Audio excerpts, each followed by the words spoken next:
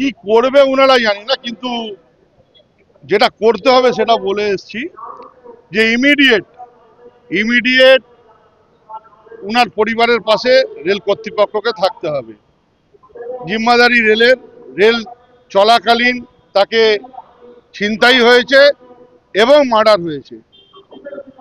বাংলার মুখ্যমন্ত্রী তৎকালীন যখন রেলমন্ত্রী ছিলেন তখন রেলে ডাকাতি হলে পরে আমরা জানি হাওড়ার একজন সেই ডাকাতিতে খুন হয় রেলেতে, তাকে চাকরি দিয়েছিলেন।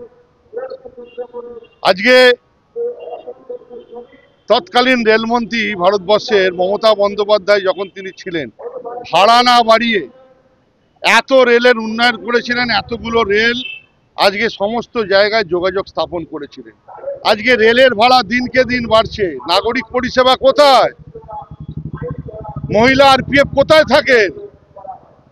নাগরিক পরিষেবা নেই। আজকে একজন ভারসাম্যহীন মানুষ, তিনি তবলাবাদক, তিনি হাওড়ার মানুষ, তিনি ফিরছিলেন কাটিয়ার থেকে অল্প সঞ্চয় করে, তিনি তবলাবাদক, কিছু অর্থ সঞ্চয় করে তিনি ফিরছিলেন 10 থেকে 12,000 টাকা। আজকে লাস্ট কামরায় তিনি ছিলেন, সেই কামরায় তাকে টাকা তো ছিনতাই হলো এবং কুপিয়ে কুপিয়ে তাকে খুন করা হলো। সেন্ট্রাল গভর্নমেন্ট কোথায়? রেলমন্ত্রী কোথায়? প্রধানমন্ত্রী কোথায়? এর জবাব কে দেবে? আমরা একজন যাত্রী হিসেবে বলছি, আমাদের নিরাপত্তা কোথায়? আমরা পরিবার নিয়ে এখানে যাই, এই রেলপথ ধরে এই রাজ্যে যাই, সেই রাজ্যে যাই। আজকে কোথায় যাচ্ছে সমাজ? আজকে তীব্র আক্রমণ আমরা বাইরেও করেছি, আমরা তীব্র আক্রমণ ডিএনএমকেও করেছি যে ইমিডিয়েট একটা টিম গঠন করে এই খুনের পিছনে কারা রয়েছে, কিভাবে রয়েছে, আসামিদের গ্রেফতার করতে হবে এবং তার পরিবারের পাশে থাকতে হবে।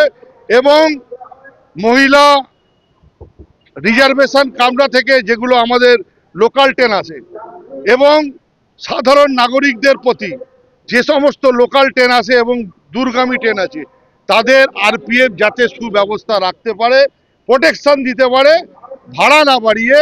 ভাড়া বাড়ছে, আমরা কিছু করতে পারছি না ঠিক কথা, কিন্তু মানুষকে প্রোটেকশন দিতে হবে, মানুষকে বাঁচাতে হবে। পরিবারের পাশে এখনো পর্যন্ত রেল কর্তৃপক্ষ তার পরিবারের কাছে একটা লোক পর্যন্ত পাঠায়নি, কেউ গিয়ে পৌঁছয়নি। আজকে সেই কথাই আমরা বলে এলাম। আর আমাদের মমতা বন্দ্যোপাধ্যায়, অভিষেক বন্দ্যোপাধ্যায় শিখিয়েছেন যে কিভাবে মানুষের পাশে থাকতে হয়। যে মানুষ দুঃখ পেলে, কষ্ট পেলে, প্রথম কথা হচ্ছে আমরা দাবি রাখলাম তার পরিবারের পাশে থাকতে হবে। সিট গঠন করে, টাস্কফোর্স গঠন করে এই খুনের কিনারা করতে হবে। কারা কারা এই দুষ্কৃতী দমনকে ধরতে হবে এবং অবিলম্বে তাদেরকে শাস্তি দিতে হবে আইন অনুগভাবে। আর তৃতীয় কথা, প্রোটেকশন আমরা পাচ্ছি না।